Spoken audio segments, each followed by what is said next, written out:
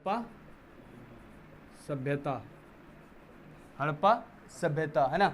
हड़प्पा सभ्यता को देखना है। हड़प्पा सभ्यता जो कि प्रारंभिक नगरों एक कहानी और हड़प्पा सभ्यता का पुरातत्व। ध्यान से, हड़प्पा सभ्यता, सभ्यता का अर्थ क्या होता है? समाज। सभ्यता का अर्थ क्या होता है? समाज होता है। और यहाँ पर हम लोग किस समाज को पढ़ेंगे? हड़प्पा सभ्यता, जो कि एक प्राचीन सभ्यता है। कैसी सभ्यता है? प्राचीन सभ्यता है। और ये आपका जो हड़प्पा सभ्यता एक नगरीय सभ्यता था। कैसा सभ्यता था? नगरीय सभ्यता। और सभ्यता का हिंदी अर्थ क्या होता है? समाज। क्या होता है? समाज। और हड़प्पा सभ्यता क्या है आपका? नगरीय। जो समाज होता है वो दो प्रकार का होता है, एक ग्रामीण होता है, एक नगरीय होता है। ग्राम का अर्थ होगा जो ग्रामीण होगा, नगर का अर्थ होगा जहाँ पर नगर होगा। नगर का अर्थ क्या होता है? जहाँ पर आपको सारी सुविधाएं उपलब्ध हो, जहाँ पर आपको पक्की पक्की रोडें मिले और शहर में आपको जो भी सुविधाएं हो वो सारा का सारा उपलब्ध हो। और लेकिन ग्राम में सारी सुविधाएं उपलब्ध नहीं होती है। सुविधाओं का क्या होता है? अभाव। सुविधाओं का क्या होता है? अभाव होता है। तो हम लोग पढ़ रहे हैं आज से प्राचीन सभ्यता में एक सभ्यता को पढ़ेंगे, वो समाज पढ़ेंगे। वो सभ्यता हमारा कौन होगा? हड़प्पा सभ्यता। कौन सभ्यता होगा? हड़प्पा सभ्यता। और बहुत ही इंपॉर्टेंट सभ्यता है। आइए सबसे पहले इसका परिचय देखते हैं, उसके बाद हम लोग सारे चीजों को जानना प्रयास करेंगे।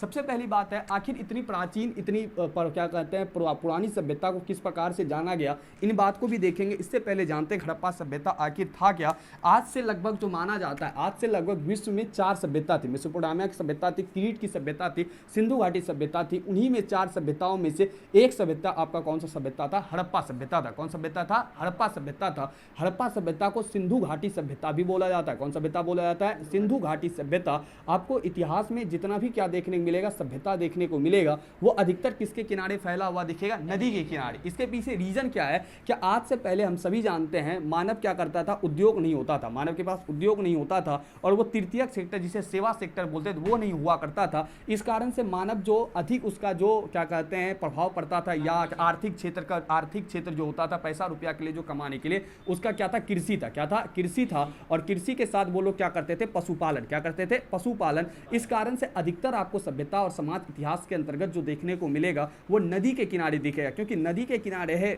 नदी के किनारे अगर कोई समाज है तो वहाँ कृषि क्या हो पाएगा? आसानी से हो पाएगा। और कृषि हो पाएगा तो व्यक्ति क्या कर पाएगा? पशुपालन भी कर पाएगा। इस कारण से आपको अधिकतर सभ्यता और समाज जो इतिहास में दिखता है वो कहाँ दिखता है? नदी के किनारे ही दिखता है। हड़प्पा सभ्यता का ही नाम क्या है? सिंधु घाटी सभ्यता। ये सभ्यता को क्या कर निकाला गया? उत्खनन करके निकाला गया। कैसे निकाला गया? उत्खनन के माध्यम से, यानी इसे जमीन के अंदर से खोद के निकाला गया है। क्योंकि ये क्या हुआ था? कई सदियों वर्ष ये क्या हो चुका था? पतन हो चुका था। क्या हो चुका था? पतन हो चुका था। आज हम लोग जो पढ़ेंगे वो हड़प्पा सभ्यता विश्व की 4 सभ्यताओं में से एक सभ्यता थी। और यहाँ पर हड़प्पा सभ्यता की जो बात हम लोग करेंगे, हड़प्पा सभ्यता वर्तमान समय में बात करेंगे तो ये पंजाब के मोंटेगोमरी जिला में पड़ता है। पंजाब जो है पाकिस्तान का इलाका है। पाकिस्तान का क्या एक इलाका है? पंजाब के मोंटेगोमरी जिला में क्या कहा पता चलता है। हड़प्पा में अगर बात करेंगे, ध्यान से देखो, क्या हड़प्पा घाटी कौन सभ्यता बोला जाता है? सिंधु घाटी भी सभ्यता बोला जाता है। हड़प्पा में जो सबसे महत्वपूर्ण स्थान हुआ, जैसे कि भारत का ही बात कर दो तो भारत में भी महत्वपूर्ण स्थान में, जैसे भारत का मुंबई ले लो, दिल्ली ले लो, ये सब क्या हुआ? महत्वपूर्ण स्थान हुआ। ठीक उसी प्रकार से हड़प्पा सभ्यता में जो सबसे महत्वपूर्ण शहर हुआ, हड़प्पा सभ्यता में सबसे महत्वपूर्ण अगर आप शहर की बात कीजिएगा तो हड़प्पा सभ्यता में सबसे महत्वपूर्ण शहर हुआ कौन सा? मोहनजोदड़ो। कौन हुआ? मोहनजोदड़ो। ध्यान से समझिए कि हम लोग एक सभ्यता समाज के बारे में पढ़ रहे हैं जो कि काफी प्राचीन सभ्यता है, जिसे जमीन के अंदर से खोद करके निकाला गया है। और ये आपको कहाँ देखने को मिलता है? तो वर्तमान में पंजाब के मोंटेगोमरी जिला में। कहाँ देखने को मिलता है? वर्तमान में पंजाब के मोंटेगोमरी जिला में हड़प्पा सभ्यता को ही क्या बोला जाता है? सिंधु घाटी सभ्यता। क्या बोला जाता है? सिंधु घाटी सभ्यता। और हड़प्पा सभ्यता में सबसे महत्वपूर्ण स्थल कौन सा है? महत्वपूर्ण शहर कौन सा है? मोहनजोदड़ो। इसके अलावा भी कुछ शहर था, जैसे आपका रोपर, क्या हो गया? रोपर हो गया, लोथल हो गया, जैसे कि आपका क्या हो गया? कालीबंगन। क्या हो गया? कालीबंगन हो गया। इसी प्रकार से क्या हुआ? हड़प्पा सभ्यता में कई क्या थे? शहर। हड़प्पा सभ्यता में क्या थे? कई शहर थे। लेकिन चर्चा होता है कि आखिर हड़प्पा सभ्यता का नाम हड़प्पा सभ्यता ही क्यों रखा गया? हड़प्पा सभ्यता का नाम हड़प्पा सभ्यता ही क्यों रखा गया? इसके पीछे सबसे बड़ा रीजन ये होता है, क्या अगर किसी भी इतिहास में ये मान्यता है, क्या किसी भी सभ्यता समाज को जब खोजा जाता है, किसी सभ्यता समाज को क्या किया जाता है? जब खोजा जाता है तो जो जगह पहले मिलता है, जो जगह क्या मिलता है? पहले मिलता है, उसी के आधार पे उस सभ्यता का क्या रख दिया जाता है? नाम रख दिया जाता है। इस कारण से हड़प्पा सभ्यता जो नाम रखा गया, इस सभ्यता में सबसे पहला खोजा गया स्थान कौन सा था? हड़प्पा था। इसी कारण से इसका नाम क्या रख दिया जाता है? हड़प्पा रख दिया जाता है। क्या नाम रख दिया जाता है? हड़प्पा सभ्यता। ठीक है, सभ्यता का अर्थ क्या हो जाता है? समाज। तो आगे देखो, इसी में आपका क्या था, रोपर, लोथल, कालीबंगन, चुनहुदरो क्या था, हड़प्पा सभ्यता का महत्वपूर्ण स्थान था। लेकिन सबसे महत्वपूर्ण स्थान किसका था, मोहनजोदड़ो का। किसका स्थान था, मोहनजोदड़ो का। ध्यान से देखा जाए पूरी सभ्यता का आकार कैसा, ये समाज का आकार त्रिभुजाकार था। और अगर बात करेगा ये पुरातत्व उत्खनन के द्वारा प्राप्त किया, किसके द्वारा प्राप्त किया गया, उत्खनन के द्वारा। और ये आपका कैसा देखने को मिलता है, पूरी सभ्यता त्रिभुजाकार। कैसा देखने को मिलता है, त्रिभुजाकार। यहाँ आपको हम 2 ऑब्जेक्टिव पढ़ाते हैं, बहुत इंपॉर्टेंट सवाल रहेगा। ध्यान देखो, क्या हड़प्पा सभ्यता किस नदी के किनारे, हड़प्पा सभ्यता किस नदी के किनारे बसा हुआ है, क्या सवाल है, हड़प्पा सभ्यता किस नदी किनारे बसा है। हड़प्पा सभ्यता आपका, हड़प्पा सभ्यता, हड़प्पा जगह किस नदी किनारे बसा है, तो रावी नदी किनारे। एक सवाल और अभी आपको बताया कि हड़प्पा का सबसे महत्वपूर्ण स्थान कौन सा है, मोहनजोदड़ो। कौन सा स्थान है, मोहनजोदड़ो। अगर पूछा जाए मोहनजोदड़ो किस नदी के किनारे बसा है, क्या पूछा जाए, मोहनजोदड़ो किस नदी के किनारे बसा हुआ है, आप आंसर करेंगे सिंधु। क्या आंसर करेंगे, सिंधु। ध्यान दे, ये 2 सवाल काफी इंपॉर्टेंट है। हड़प्पा किस नदी के किनारे पूछा जाए, रावी, तो मोहनजोदड़ो किस नदी किनारे बसा था, सिंधु। ये काफी इंपॉर्टेंट है। हड़प्पा क्या है, हड़प्पा का ही एक महत्वपूर्ण स्थान, महत्वपूर्ण शहर कौन सा है, मोहनजोदड़ो। आइए हम लोग इसका परिचय देख चुके हैं, लेकिन यहां पर एक वर्ड को हम लोग समझेंगे, वो वर्ड होगा पुरातत्व। क्या वर्ड होगा, पुरातत्व, जो कि काफी महत्वपूर्ण होगा, ठीक है। और 2 नंबरिया में आपको बोर्ड में ये पूछा जाता है, पुरातत्व से आप क्या समझते हैं। आप लोगों ने अभी तक समझा कि हम लोग सभ्यता समाज को पढ़ेंगे जो काफी प्राचीन है, जो काफी क्या है, प्राचीन है। और वो समाज सभ्यता में क्या पढ़ेंगे, सिंपल सी बात है, वहां का लोग कैसा था, क्या करता था, कैसे रहता था। ध्यान रहे, क्या कोई भी अगर आप सभ्यता समाज पढ़ेंगे, क्या पढ़ेंगे, कोई भी अगर सभ्यता समाज पढ़ेंगे, उसमें 2 ही 3 बात आपको पढ़ने को मिलेगा। ध्यान से देखो, कोई भी सभ्यता समाज में 4 चीजें से ज्यादा आपको नहीं। पहला चीज उस सभ्यता में सामाजिक स्थिति, क्या पढ़ोगे, सामाजिक स्थिति। दूसरे पॉइंट पे राजनीतिक स्थिति, क्या पढ़ेंगे, राजनीतिक स्थिति। तीसरे पे पढ़ेंगे अब आर्थिक स्थिति। सभ्यता पढ़िए, समाज पढ़िए, या आप किसी भी क्या पढ़िए, साम्राज्य को पढ़िए। किसको पढ़िए, किसी भी राजा के साम्राज्य को पढ़िए। ये 4 चीज के अलावा उस सभ्यता समाज में आपका कुछ नहीं होने वाला। चौथा चीज में क्या पढ़ेंगे आप, धार्मिक। क्या पढ़ेंगे, धार्मिक। ध्यान से देखो, क्या हड़प्पा क्या कहते हैं, सभ्यता में सबसे पहले समाज में लोग कैसे रहते थे, क्या करते थे, ये हो जाएगा सामाजिक स्थिति। राजनीतिक स्थिति, अगर कोई भी समाज है उसको व्यवस्थित रूप से चलाने के लिए कानून होना चाहिए, जिसे क्या बोल देंगे, राजनीतिक बोल देंगे। अब राजनीतिक बोलेंगे, अब अगर किसी सभ्यता समाज में व्यक्ति रहेगा तो उसको खाने पीने के लिए धन की आवश्यकता पड़ेगी, चाहे वो कोई कार्य करके करेगा, तो हम लोग उसमें क्या पढ़ेंगे, आर्थिक, रुपया पैसे के लिए क्या करता था। अब कोई भी सभ्यता समाज है तो उसमें व्यक्ति रहने वाला कोई ना कोई धर्म या जाति का रहेगा, तो उसके बारे में, धर्म और जाति के बारे में पढ़ेंगे। उसके अलावा किसी भी सभ्यता समाज में आपका और कोई भी चीज होने वाला नहीं है। तो हड़प्पा सभ्यता में क्या पढ़ेंगे, समाज कैसा था, समाज कैसा था, कैसे वो लोग रुपया पैसा कमाता था, क्या कहते हैं, उस पर शासन कैसे किया जाता था। ऐसे हड़प्पा सभ्यता पढ़ेंगे तो शासन का कोई भी प्रमाण नहीं मिल पाता है, लेकिन शासन का ही प्रमाण हमें पढ़ने को मिलेगा। और चौथे पॉइंट पर वहां का व्यक्ति किस धर्म को मानता था। तो आप समझे, क्या किसी सभ्यता समाज में हमें यही 4 चीज पढ़ने को मिलेगा। इसके अलावा हड़प्पा सभ्यता को हम लोग क्या करेंगे, हम लोग पुरातात्विक के आधार पर इसे खोज करके निकाला गया, उसी बात को समझेंगे पुरातत्व क्या होता है। उससे पहले इंट्रो एक बार दोबारा समझते हैं। क्या हम लोग हड़प्पा सभ्यता पढ़ेंगे, सबसे प्राचीन सभ्यता पढ़ेंगे। कैसी सभ्यता थी, नगरीय सभ्यता थी। कैसी समाज थी, नगरीय थी, ग्रामीण नहीं था, नगरीय था। इसके साथ ही अगर चर्चा किया जाए तो हड़प्पा में सबसे महत्वपूर्ण स्थान किसका था, मोहनजोदड़ो का था। इसके अलावा लोथल, चुनहुदरो, काफी स्थान भी हमें देखने को मिलता है। और हड़प्पा नाम क्यों पड़ा, क्योंकि सबसे पहली बार हड़प्पा को ही खोजा गया था। आकार में कैसा है, त्रिभुजाकार है। विश्व की 4 सभ्यताओं में से एक सभ्यता आपका सिंधु घाटी सभ्यता या हड़प्पा सभ्यता का भी देखा जाता है। आइए हम लोग समझते हैं इससे पहले पुरातत्व क्या होता है। पुरातत्व क्या होता है आप समझ के हम पढ़ेंगे किसको, हड़प्पा सभ्यता को, जो कि जमीन के नीचे से खोद करके निकाला गया। उससे पहले हम लोग समझेंगे पुरातत्व। पुरातत्व क्या होता है, सिंपल सी बात, पुरातत्व जिस प्रकार से साइंस पे साइंटिस्ट होता है, उसी प्रकार से इतिहास में पुरातात्विक होता है। क्या होता है, पुरातात्विक।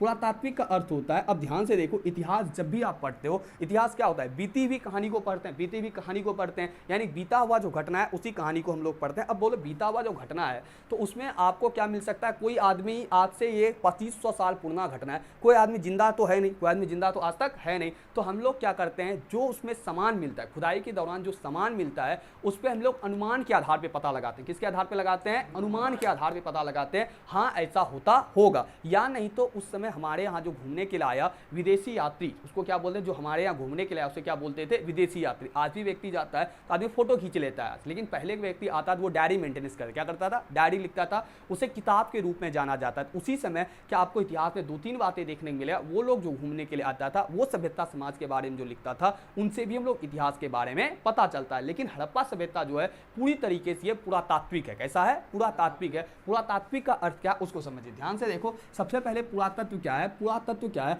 कि पृथ्वी के गर्भ में, पृथ्वी गर्भ का मतलब पृथ्वी के नीचे छिपी हुई वस्तुओं का, जो पृथ्वी के नीचे छिपा हुआ वस्तु है उसके बारे में पता लगाना, और उसके अंदर से जो भी सामान मिलता है, उसके अंदर से क्या मिलता है, जो भी सामान मिलता है खुदाई के माध्यम से पता करके उसके भौतिक जीवन के बारे में क्या करना, पता करता है। और जो ऐसे काम को करता है उसे हम लोग कहते हैं पुरातत्ववेत्ता। क्या कहते हैं? पुरातत्ववेत्ता। पुरातत्ववेत्ता ध्यान से देखिए क्या समझे। पुरातत्व क्या है? पृथ्वी के गर्भ में छिपी हुई वस्तु का पता लगाना, उन सारी वस्तुओं को निकाल करके उनके भौतिक जीवन के बारे में अनुमान के आधार पर पता लगाना, उन्हीं को हम लोग क्या कहते हैं, पुरातत्व कहते हैं। जो व्यक्ति ये करता है उसे क्या बोलते हैं, पुरातत्ववेत्ता। अब ध्यान से देखो जब अंदर खोजा जाएगा तो क्या निकल सकता है, वहां से सिक्का निकल सकता है। क्या निकल सकता है? सिक्का निकल सकता है, या मुहर निकल सकता है। क्या निकल सकता है? मुहर निकल सकता है। या क्या निकल सकता है, वहीं पर क्या निकल सकता है आपका खंडहर क्या निकल सकता है, कोई क्या निकल सकता है, बर्तन निकल सकता है। क्या निकल सकता है? बर्तन निकल सकता है। या अभिलेख निकल सकता है। क्या निकल सकता है? अभिलेख। अभिलेख क्या होता है? प्राचीन जमाने में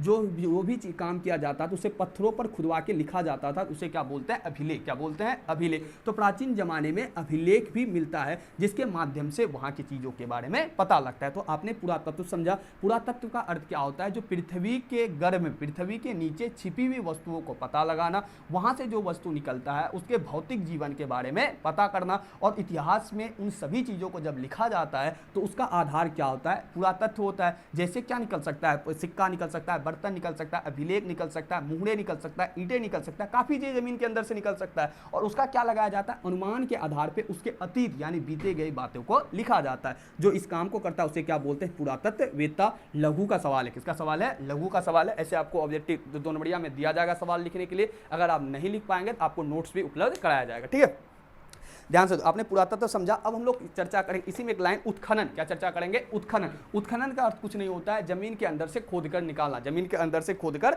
निकालना। अब हम लोग समझेंगे क्या हड़प्पा सभ्यता जो है पूरी तरीके से पुरातात्विक है। इसका अर्थ क्या हुआ, क्या इसे जमीन के अंदर से क्या करके निकाला गया है, खोद करके निकाला गया। क्या करके निकाला गया, खोद करके निकाला गया। तो आपने समझा एक सभ्यता समाज को पढ़ना है जो कि 4 विश्व की प्राचीन सभ्यता में एक सभ्यता है। आकार त्रिभुजाकार है। नाम क्या है, सिंधु घाटी सभ्यता। सबसे महत्वपूर्ण स्थल मोहनजोदड़ो। इसके अलावा भी कई स्थल है। हड़प्पा रावी नदी किनारे, मोहनजोदड़ो किस नदी किनारे है, सिंधु नदी किनारे। और पुरातात्विक है, इसका मतलब पृथ्वी के गर्भ से खोज करके इसे निकाला जाएगा। आइए ध्यान से देखते हैं आखिर भारत अगर बात करेगा तो ये घटना अगर देखने को मिलेगा तो ये जो आपको खोद करके निकाला जाएगा। तो आपको पता है 1947 से पहले भारत में क्या कहते हैं, पाकिस्तान भी शामिल था। 14 अगस्त 1947 के बाद से क्या होता है, भारत से पाकिस्तान अलग हो जाता है। इसलिए आपको अधिकतर जो भाग जो भी देखने को मिलेगा पाकिस्तान में चला गया, क्योंकि उसकी क्षेत्र सीमा ज्यादा और भारत इसका कम सीमा देखने को मिलता है। किसका, हड़प्पा सभ्यता का। लेकिन उस समय भारत पाकिस्तान दोनों एक ही जगह था। और ये जो आपको हड़प्पा सभ्यता अभी पढ़ने को मिलेगा 1947 से पहले इसे खोजा जाएगा। और आपको पता है 1947 से पहले हम लोगों के ऊपर किसका कब्जा था, अंग्रेजों का। किसका था, अंग्रेज। 1600 ईस्ट इंडिया कंपनी आता है। उसके बाद से भारत में क्या होता है, अंग्रेज का पूरा बोलबाला होता है। प्लासी का युद्ध और किसके युद्ध, बक्सर के युद्ध के बाद से। ठीक है, लेकिन यहां पर समझ में ये आपको आना चाहिए, आप सभी को पता है अंग्रेज भारत को लूटा। ये नहीं सिर्फ ऊपरी ये क्या किया, खोद के यानी कि जमीन के अंदर से जितना महत्वपूर्ण सामान निकला उन सभी चीजों को भी लेके गया। उसी के अंतर्गत हम लोग देखेंगे कि हड़प्पा सभ्यता का खोज आखिर कैसे प्राप्त हुआ। अब बता, कोई चीज जमीन के नीचे पता है तो आपको डायरेक्ट पता चल जाएगा क्या, नहीं पता चलेगा। तो जमीन के नीचे से खोद करके जो विज्ञान निकालेगा उसे कौन विज्ञान बोलते हैं, पुरातत्व विज्ञान। कौन सा विज्ञान बोलते हैं, पुरातत्व विज्ञान। अब इसका एक बार स्क्रीनशॉट ले सकते हैं। ठीक है, आगे हम लोग ये चर्चा करेंगे कि आखिर इसमें क्या कहते हैं, इसे खोदकर कब निकाला गया, आखिर इसे खोदकर कब निकाला गया था। आगे की घटना हम लोग इसको देखेंगे। ठीक है, यहां तक आपका क्लियर हुआ। ठीक है, एक बार आप स्क्रीनशॉट इसका ले लें।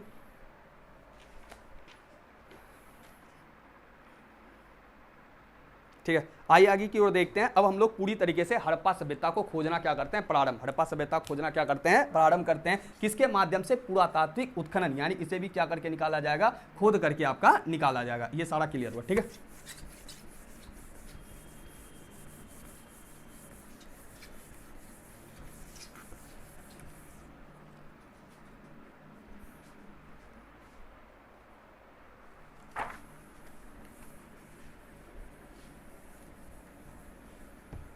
आइए देखते हैं हम लोग हड़प्पा सभ्यता को खोज के निकालने में भारत में किस प्रकार से ये सब बातें सामने आते हैं। ध्यान से देखा जाए कि यहाँ अगर हड़प्पा सभ्यता निकालने से पहले इस बात को देखा जाए क्या भारत में उससे पहले 1947 से पहले अंग्रेजों का शासन था। तो अंग्रेजों के द्वारा 15 जनवरी 1784, ध्यान से ये सारा डेट इंपॉर्टेंट रहेगा, 15 जनवरी 1784 डेट क्या रहेगा, 15 जनवरी 1784 में एक व्यक्ति अंग्रेज था जिसका नाम था विलियम जोन्स। क्या नाम था? William Jones. ठीक है, क्या नाम हुआ? William Jones. ध्यान रहे, विलियम जोन्स। विलियम जोन्स नाम था। इसने कोलकाता में एक जगह एक सोसाइटी की स्थापना करती है जिसका नाम है कोलकाता में एशियाटिक सोसाइटी की स्थापना। कैसे करता है? एशियाटिक सोसाइटी की क्या करता है? ये स्थापना करता है। यहाँ जब ये स्थापना करता है इसके बाद से भारत में क्या करना हुआ? खोजबीन करना। अभी हम लोग हड़प्पा सभ्यता नहीं गए, सिर्फ जाने हैं हड़प्पा सभ्यता के बारे में पढ़ना है, लेकिन ये बात को देखें आखिर खोजबीन का बात प्रारंभ कहाँ से हुआ। तो सबसे पहले अंग्रेजों के द्वारा 15 जनवरी 1784 को विलियम जोन्स ने कलकत्ता में एशियाटिक सोसाइटी की स्थापना की, जिसका उद्देश्य था कि भारत में अब क्या किया जाएगा? पुरातत्व खोज किया जाएगा, जिसके माध्यम से भारत में जो जमीन के नीचे वस्तुएं हैं उनके बारे में क्या किया जाएगा? पता किया जाएगा। सबसे पहले 1584 यहीं से भारत में क्या हुआ? खोजने बिनने का काम यानी कि पुरातत्व यानी उत्खनन का काम स्टार्टिंग हुआ। कब? 15 जनवरी 1784 विलियम जोन्स के द्वारा जब एशियाटिक सोसाइटी की स्थापना की। बहुत इंपॉर्टेंट सवाल है, कई बार बोर्ड में ये सवाल को आपका पूछा गया। ठीक है, इसलिए वीवीआई के तौर पर भी याद करेंगे। दूसरे पॉइंट पर 1861 में और एक विभाग की स्थापना होती है, पुरातत्व विभाग की स्थापना। किसका स्थापना होती है? पुरातत्व विभाग की स्थापना होती है। इसके बाद से भारत में क्या होता है? पूरी तरीके से ये इसको खोजना स्टार्टिंग होता है। किसको? हड़प्पा सभ्यता के बारे में क्या होता है? क्या जब 1861 में पुरातत्व विभाग का क्या होगा? जो धरती के नीचे जो छिपा हुआ वस्तु होगा उसके बारे में क्या करेगा? ये पता करेगा। अब 1861 में जब पुरातत्व विभाग की स्थापना हो जाती है तो भारत में क्या होता है? अब इस सभ्यता का खोजने के बारे में प्रारंभ होना स्टार्टिंग हो जाता है। सबसे पहले हड़प्पा सभ्यता को ही खोजा जाता है। सबसे पहले कौन सभ्यता भारत में खोजा जाता है? हड़प्पा सभ्यता को खोजा जाता है। अब हड़प्पा सभ्यता को जो हड़प्पा सभ्यता नहीं, हड़प्पा स्थान बोल सकते हो। ठीक है, बाद में उसका नाम पूरी सभ्यता का क्या हो जाता है? नाम हो जाता है। ठीक है, सबसे पहले स्थान जो खोजा गया था वो खोजा गया था हड़प्पा। कौन खोजा गया था? हड़प्पा। और हड़प्पा को खोजने वाला जो व्यक्ति था वो कौन था? राय बहादुर दयाराम सहनी। क्या नाम था व्यक्ति का नाम? राय बहादुर दयाराम सहनी। और ये बात 1902 में ही पता चल चुका था। और 1924 ईस्वी में एक व्यक्ति था भारत के पुरातत्व सर्वेक्षण का डायरेक्टर था, जिसका नाम क्या था? General sir John Marshall. उन्होंने क्या बोला 1924 ईस्वी में? क्या विश्व की प्राचीनतम सभ्यता में से एक सभ्यता और है, कौन से? सिंधु घाटी सभ्यता। कौन सी सभ्यता है? सिंधु घाटी सभ्यता। जो इंपॉर्टेंट है वही बातें बताएंगे। ठीक है, फालतू की बात मत जानो। अब ध्यान से देखो, क्या अब यहां से स्टार्टिंग होगा हड़प्पा सभ्यता की खोज की कहानी। हड़प्पा सभ्यता का राय बहादुर दयाराम सहनी के द्वारा जब खोज किया गया तो उस समय भारत का जनरल सर्वेक्षण का जो क्या कहते हैं पुरातत्व विभाग का जो सर्वेक्षण करता था उसका मेन अंग्रेज था, वो कौन था आपका? था वो व्यक्ति का नाम था सर जॉन मार्शल। कौन नाम व्यक्ति था? सर जॉन मार्शल नाम था। और इन्होंने घोषणा किया कि भारत की प्राचीन सभ्यता में से एक नया सभ्यता कौन सा था?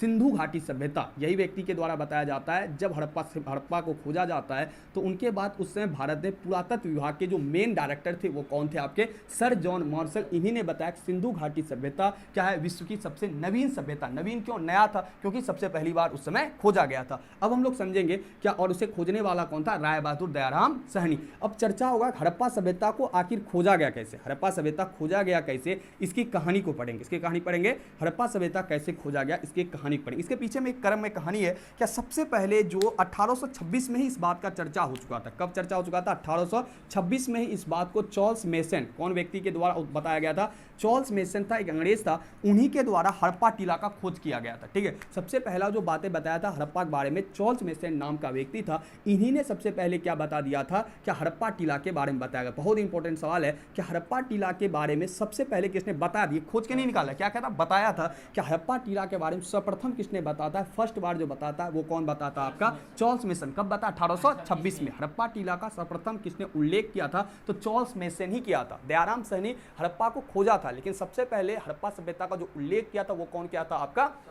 Charles mason. कब किया था? 1826 में। किसका? हड़प्पा टीला बताया था, एक टीला बताया था। ठीक है, आगे अगर देखा जाए चर्चा हुआ 1856 में क्या हुआ, कराची से लाहौर तक अंग्रेज के द्वारा, क्योंकि भारत पाकिस्तान तभी एक ही था, आपको बताया था बिल्कुल, तो कराची से लाहौर तक क्या बिछा रहा था, रेलवे पटरी बिछाया जा रहा था। और जब उस दौरान जब यहाँ पर इस क्षेत्र में जब बिछाया जा रहा था, जब खोदा गया तो वहाँ पर क्या निकला, बड़ी बड़ी ईंटें, क्या निकला, बड़ी बड़ी ईंटें। और जब ये बड़ी बड़ी ईंटें अंग्रेज ने देखा तो उन्होंने यहाँ पर क्या किया, पुरातात्विक खोज कराना स्टार्टिंग किया। क्या किया, क्या सबसे पहले भारत में खोजने उजने कहानी कहाँ से स्टार्टिंग होता है, 15 जनवरी 1784 में विलियम जोन्स की स्थापना के बाद से 1861 में पुरातत्व विभाग का स्थापना। उसके बाद से जब लाहौर से कराची में जब क्या बिछाया जा रहा था, रेलवे का पटरी बिछा रहा था, तो उसी समय कुछ सामान ऐसा मिला, जैसे अवशेष मिला, काफी पुराना चीज मिला, तो अंग्रेजों को लगा कि ये पुराना सब चीजें यहाँ पर क्या कराया जाए, खोद कराया जाए। जब यहाँ पर पूरा खोजबीन कराया गया, उत्खनन करवाया गया, पुरातत्व विभाग का व्यक्ति ने जब खोजा तो यहाँ पर एक पूरा स्थल निकला, पूरा का पूरा स्थल निकला, जिसे हम लोग सिंधु घाटी या सभ्यता या हड़प्पा सभ्यता के नाम से जानते हैं। तो क्या समझा यहाँ पर, इसकी कहानी में कराची से लाहौर तक जब क्या बिछाया जा रहा था, पटरी बिछाया जा रहा था, उसी समय यहाँ पर कुछ ऐसे सामान मिलता है जिसके आधार पे हड़प्पा कुछ मुहरे मिला, पैसा टका मिला, ठीक है, प्राचीन जो मुहरे होता है, जिसके आधार पर लगा यहाँ प्राचीन समय कुछ ना कुछ था। जिसके बाद क्या हुआ, यहाँ पर खोज कराना प्रारंभ हुआ, किसके अंतर्गत, पुरातत्व विभाग के अंतर्गत। अब क्या हुआ, खोजबीन कराना स्टार्टिंग हुआ, कहाँ, पाकिस्तान वाला लाहौर और कराची वाला रास्ते में, ठीक है। यहाँ से अब क्या होता है, भारत में खोजना प्रारंभ होता है। जब यहाँ पर खोजबीन प्रारंभ हुआ, सबसे पहला जो जगह खोजा जाता है, वो सबसे पहला जगह खोजा जाता है आपका 1921 में। कब खोजा जाता है, 1921 में खोजा जाता है। और वह जगह आपका कौन सा होता है, हड़प्पा जगह होता है। ध्यान रहे, 1921 में पहला व्यक्ति जो खोजता है, पहला स्थान जो खोजा जाता है हड़प्पा में, सबसे पहला जगह खोजा गया था हड़प्पा। और इसे खोजने वाला व्यक्ति कौन हुआ, दयाराम सहनी। दयाराम सहनी ने सबसे पहला जगह 1921 में, बहुत इंपॉर्टेंट डेट है, 1921 में हड़प्पा को खोजने वाला पहला व्यक्ति कौन था, दयाराम सहनी। राय बहादुर पूरा नाम था इसका, राय बहादुर दयाराम सहनी। कब खोजा, 1921 में। और जो जगह खोजा था वो जगह का नाम क्या था, हड़प्पा। और आपको जस्ट बताए थे कि जो जगह को पहली बार खोजा जाएगा उसी के आधार पर पूरी सभ्यता का नाम रख दिया जाता है। तो इस सभ्यता का पूरा नाम क्या रख दिया जाता है, हड़प्पा सभ्यता। क्या नाम रख दिया जाता है, हड़प्पा सभ्यता। सबसे पहला इसी को खोजा गया। और ये जो खोजा गया था, वर्तमान में अगर बात करेंगे, पाकिस्तान के पंजाब, पाकिस्तान का एक क्षेत्र पड़ता है, एक राज्य है पंजाब। अब भारत में ही पंजाब पड़ता है, भारत के, ठीक है, भारत का ये नहीं है, पाकिस्तान का पंजाब। और किस नदी के किनारे इसे खोजता है, तो इसे रावी नदी के तट पे खोजता है। किस नदी के तट पे खोजता है, रावी नदी के तट पे इसे खोजता है। अब ये सवाल काफी इंपॉर्टेंट रहेगा, क्या कहां पर खोजा गया, तो सबसे पहली बात रावी नदी के तट पे। वर्तमान समय कहां पड़ता है, पाकिस्तान के पंजाब में। कौन खोजता है, दयाराम सहनी। और 1921 में खोजता है, और जिसका नाम क्या रखा जाता है, हड़प्पा। ये सवाल इंपॉर्टेंट रहेगा, आपका बोर्ड में कई बार यहां से पूछा गया। तो हड़प्पा को खोजने की कहानी देखा, एक सभ्यता समाज को सबसे पहला हम लोग पुरातत्व देखा, जो कि खोद करके निकालने का बात करेगा। और यहाँ पे सबसे जगह पहला स्थान कौन सा खोजा गया, हड़प्पा खोजा गया। और कौन खोजा, दयाराम सहनी। कहाँ पड़ता है, पाकिस्तान के पंजाब में, पाकिस्तान के पंजाब में। और किस नदी के किनारे, रावी नदी के किनारे। याद है डेट कब, 1921 में पहला यही खोजा गया। उनके बाद से यहाँ पर क्या होता है, पूरी तरीके से और भी खोजबीन करना प्रारंभ हुआ, क्योंकि एक स्थान मिल चुका था। तो उसके आसपास जब खोजना प्रारंभ किया, तो जब पूरा खोदा तो पूरा का पूरा लगा एक समाज बसा था। क्या बसा था, समाज। वो भी ऐसा वैसा समाज नहीं, वो भी कैसा समाज था, नगरीय था। कैसा समाज था, नगरीय समाज था। आगे देखिए क्या कहता है, ध्यान से देखिए। दूसरे वर्ष 1922 में दूसरा जगह मिल जाता है हड़प्पा सभ्यता का, दूसरे ही जगह। अब देखो यहाँ पर ढेरी जगह खोजा गया है, चुनहुद्रो खोजा गया, लोथल खोजा गया, वो सारा आपको याद नहीं करना है, ठीक है। आपको जितना लिखेंगे बोर्ड पे उतना ही याद करो, उतना से ही काम चल जाएगा, ठीक है। अब इतना ही नोट्स बनाओ। 1922 ईस्वी में दूसरा ही वर्ष एक और एक जगह खोजा जाता है, जिसका नाम होता है मोहनजोदड़ो। और आपको जस्ट बताए थे कि मोहनजोदड़ो इस सभ्यता का सबसे बड़ा जगह माना जाता है और सबसे महत्वपूर्ण शहर माना जाता है, क्योंकि सारी चीज़ें जो मेन चीज़ें प्राप्त हुई है वो हड़प्पा सभ्यता के मोहनजोदड़ो शहर से प्राप्त हुआ है। ये जो आपका पड़ता है, ये भी आपका पड़ता है, कहाँ पर पड़ता है, पाकिस्तान के सिंध प्रांत में। पाकिस्तान के सिंध प्रांत के जिला का नाम पड़ता है लड़काना जिला। लेकिन इसको खोजने वाला कौन होता है, राखल दास बनर्जी। कौन होता है, राखल दास बनर्जी। ध्यान से देखो कि 2020 या 22 में ऑब्जेक्टिव दे दिया शॉर्ट में, आर.डी. बनर्जी। क्या दे दिया, आर.डी. बनर्जी। आधा से ज्यादा बच्चा पते नहीं चला। R for Rakhal, D for Das. याद रहे, आर.डी. बनर्जी बोले या राखल दास बनर्जी बोले, दोनों बात एक ही है। बोर्ड ऐसा सवाल पूछा, ठीक है। तो 1922 में हड़प्पा सभ्यता का दूसरा जगह खोजा जाता है, जिसका नाम है मोहनजोदड़ो। खोजने वाला व्यक्ति कौन था, राखल दास बनर्जी। और कहां खोजा जाता है, ये भी पाकिस्तान के किस प्रांत में, प्रांत का मतलब रात, सिंध प्रांत। किस प्रांत, सिंध प्रांत में खोजा जाता है। सिंध प्रांत में किस जिले में खोजा जाता है, तो लड़काना जिले में खोजा जाता है। किस जिले में, लड़काना। और ये पंजाब के मोंटेगोमरी जिला में था। जो आपका हड़प्पा खोजा गया था पंजाब के मोंटेगोमरी में, ठीक है, याद रहे पंजाब के मोंटेगोमरी में किसको खोजा गया था, हड़प्पा को खोजा गया था। मोहनजोदड़ो को पाकिस्तान के सिंध प्रांत के लड़काना में खोजा गया था और किस नदी के किनारे खोजा गया, तो सिंधु नदी के किनारे खोजा गया। अब दोनों सवाल को जो देख रहे हैं मोस्ट इंपॉर्टेंट में से एक सवाल है, एक को खोजा गया सबसे पहले 1921 में हड़प्पा दयाराम सैनी पाकिस्तान के पंजाब के मोंटेगोमरी जिला में और रावी नदी के किनारे। दूसरा सवाल 1922 में मोहनजोदड़ो राखलदास बनर्जी कहां खोजता है, याद रहे पुरातत्व यानी कि खोद करके सारा चीजों को निकाला गया।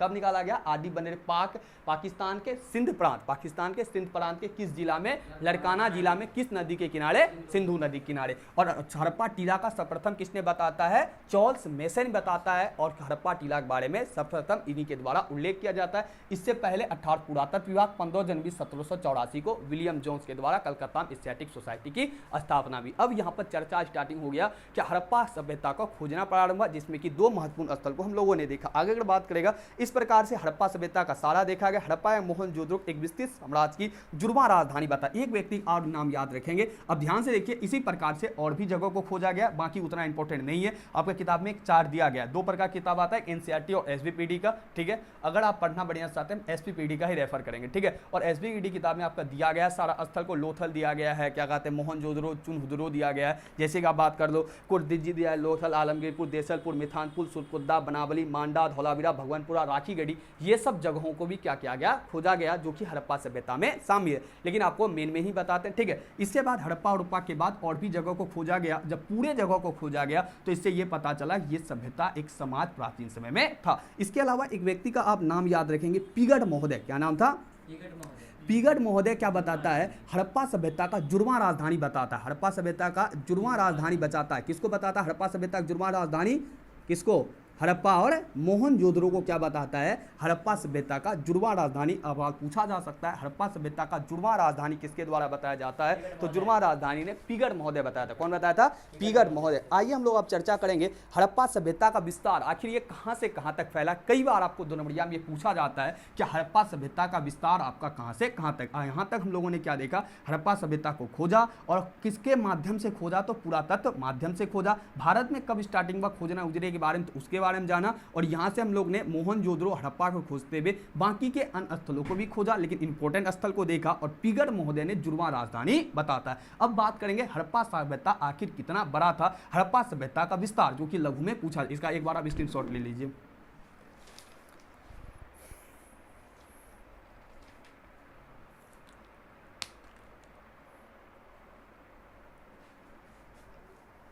इसको भिंगा लेकर ले जाकर, ठीक है, थोड़ा सा आधा पार्ट को।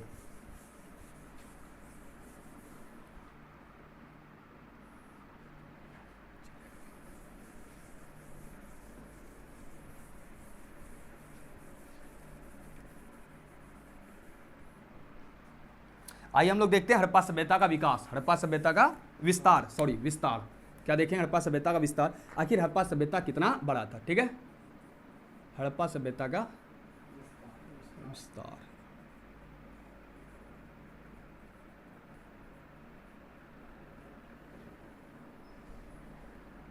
आइए देखते हैं आखिर हड़प्पा सभ्यता हम लोग देखा क्या, सबसे पहले हड़प्पा खोजा, उसके बाद किसको खोजा, मोहनजोदड़ो खोजा। हम लोग नहीं खोजा, जो जो व्यक्ति उन्होंने खोजा, ठीक है। इसके अलावा और सभी स्थल को खोजा गया। जब पूरी तरीके से सभी स्थल को खोजा गया तो पता चला कि एक सभ्यता था और एक क्या था, समाज था, है ना। सभ्यता बोले चाहे एक समाज बोलिए, जिसे क्या बोला जाता है, सिंधु घाटी सभ्यता ही बोला जाता है। क्या बोला जाता है, सिंधु घाटी सभ्यता ही। अब हम लोग का चर्चा रहेगा आखिर ये सभ्यता कितना बड़ा था। ध्यान से देखो, यहाँ पर जितना भी व्यक्ति जितना भी बात होगा, क्योंकि इतिहास है, बीता हुआ बात है, यहाँ पर सारी बात अनुमान के आधार पर, किसके आधार पर होगा, अनुमान के आधार पे। तो इतिहासकार जितना भी हुआ सबका अपना अपना मत हुआ, लेकिन जो सबसे ज्यादा विश्वसनीय हुआ उन सभी मत को शामिल किया गया। एक व्यक्ति था जिनका नाम था रंगनाथ महोदय। क्या नाम था, रंगनाथ महोदय। और इन्हीं के द्वारा हड़प्पा सभ्यता का हम लोग विस्तार देखेंगे। इनके द्वारा हड़प्पा सभ्यता का विस्तार कैसे बताया जाता है, उत्तर से दक्षिण में कहां तक था, कितना किलोमीटर का था, इन्हीं के द्वारा हम लोग समझेंगे। बहुत इंपॉर्टेंट सवाल है लघु के लिए। ध्यान से देखिए, हड़प्पा सभ्यता का विस्तार पूरब से पश्चिम तक 1600 किलोमीटर। इनके द्वारा क्या बताया जाता है, हड़प्पा का सभ्यता, देखिए जिसको हम लोग खोज के भी आए हैं, वो सभ्यता पूरब से पश्चिम 16 किलोमीटर लंबा था। 1600 किलोमीटर पूरब से पश्चिम लंबा था। और उत्तर से दक्षिण कितना बताता है, 1100 किलोमीटर। कितना बताता है, उत्तर से दक्षिण कितना बताता है 1100 किलोमीटर। ध्यान से देखिए आगे ये इनके द्वारा बताया जाता है, परंतु उत्तर में साय रखेला आदि स्थान की सीमा बढ़ जाती है, उत्तर की सीमा और बढ़ जाती है। यह सभ्यता एक त्रिभुजाकार क्षेत्र में विस्तृत है जिसका क्षेत्रफल कुछ समय पूर्व विद्वान ने 12,99,600 वर्ग किलोमीटर बताता है। दूसरे पॉइंट पर आप क्या याद रखेंगे, हड़प्पा सभ्यता अगर विस्तार पूछा लिखेंगे हड़प्पा सभ्यता पूर्व से पश्चिम 1600 किलोमीटर है, उत्तर से दक्षिण कितना 1100 किलोमीटर है। इसके साथ ही इस सभ्यता की जो आकार आपको देखने को मिलती है वो कैसा देखने मिलती है, त्रिभुजाकार देखने को मिलती है। इसके साथ ही किस पॉइंट को आप याद है, इसके साथ ही इस सभ्यता का क्षेत्रफल अगर पूछा जाए, क्या पूछा जाए, ये सभ्यता का क्षेत्रफल कितना था, तो 12,99,600 किलोमीटर। कितना किलोमीटर था, 12,99,600 किलोमीटर देखने को मिलता है। यह सभ्यता उत्तर में जम्मू के अखनूर से लेकर दक्षिण में नर्मदा नदी तट एवं पश्चिम में बलूचिस्तान के मकरान और समुद्र तट से उत्तर पूर्व में मेरठ तक विस्तृत था। और इस सभ्यता का क्षेत्रफल मिस्र की सभ्यता से 20 गुना था। मिस्र और मेसोपोटामिया की सभ्यता को सम्मिलित किया जाए तो 12 गुना अधिक था। ध्यान से देखिए इसकी सभ्यता हम लोग सिर्फ चौहदी अब थोड़ा देख ले। क्या हड़प्पा सभ्यता जो था आपको अभी बताए थे, विश्व की जितना भी सभ्यता था उनमें से सबसे बड़ी सभ्यता मिस्र की सभ्यता, बात की 4 सभ्यता था, मिस्र की सभ्यता, मेसोपोटामिया सभ्यता, एक और सिंधु घाटी सभ्यता, एक और था कोई, ठीक है, आपको नेक्स्ट क्लास में बताएंगे।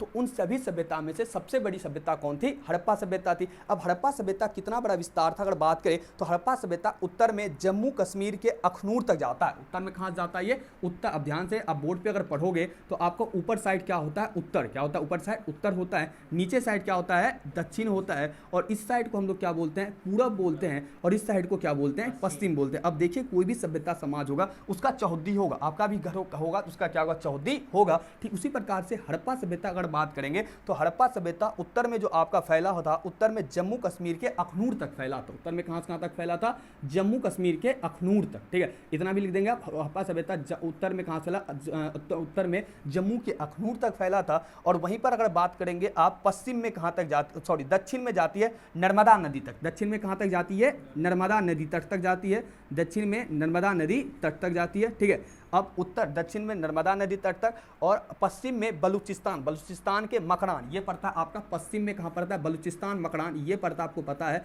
कि बलूचिस्तान मकरान पड़ता है पाकिस्तान है, कहाँ पड़ता है, बलूचिस्तान मकरान पाकिस्तान में। और वहीं पर आप बात करेंगे उत्तर पूर्व में देखेंगे तो ये मेरठ तक जाता है, और मेरठ आपको पता है वर्तमान समय कहाँ है, उत्तर प्रदेश में। कहाँ पर है, उत्तर प्रदेश में। अब देखिए इसका विस्तार, ये पाकिस्तान के बलूचिस्तान और भारत के उत्तर के प्रदेश के मेरठ, और उत्तर में जम्मू से लेकर कहाँ दक्षिण में जाती है नर्मदा नदी तक। अब देखिए आपको पूछा जाए कि हड़प्पा सभ्यता विस्तार, तो आप सिंपल सा लिख सकते हैं कि हड़प्पा सभ्यता का विस्तार अगर देखा जाए पूर्व से पश्चिम 1600 किलोमीटर, उत्तर से दक्षिण कितनी लंबा चौड़ाई है 1100 किलोमीटर। हड़प्पा सभ्यता आकार त्रिभुजाकार है। हड़प्पा सभ्यता का क्षेत्रफल 12,99,600 किलोमीटर है। हड़प्पा सभ्यता उत्तर में जम्मू से अखनूर तक, पूर्व में मेरठ, दक्षिण में नर्मदा नदी तक, और पश्चिम में बलूचिस्तान मकरान तक जाता है। और हड़प्पा सभ्यता विश्व की सभी सभ्यताओं में से सबसे बड़ी सभ्यता मानी जाती है, और मिस्र मेसोपोटामिया की सभ्यता से कई गुना क्या था, सबसे बड़ी सभ्यता थी, ठीक है। याद रहे कि हड़प्पा सभ्यता 12 गुना 13 गुना याद कीजिएगा, ज्यादा दिमाग खराब होगा, ठीक है। डायरेक्ट आप लिखेंगे कि हड़प्पा सभ्यता विश्व की 4 सभ्यताओं में से सबसे बड़ी सभ्यता थी। बस इतना ही बात को, ठीक है। ये आपका एक लघु तैयार हो जाएगा, इसका भी एक बार स्क्रीनशॉट ले लीजिए। इससे आपका एक नोट्स भी तैयार हो जाएगा, इससे आपका लघु भी तैयार आसानी से हो जाएगा, ठीक है। हड़प्पा सभ्यता का क्या हो गया, ये आपका विस्तार।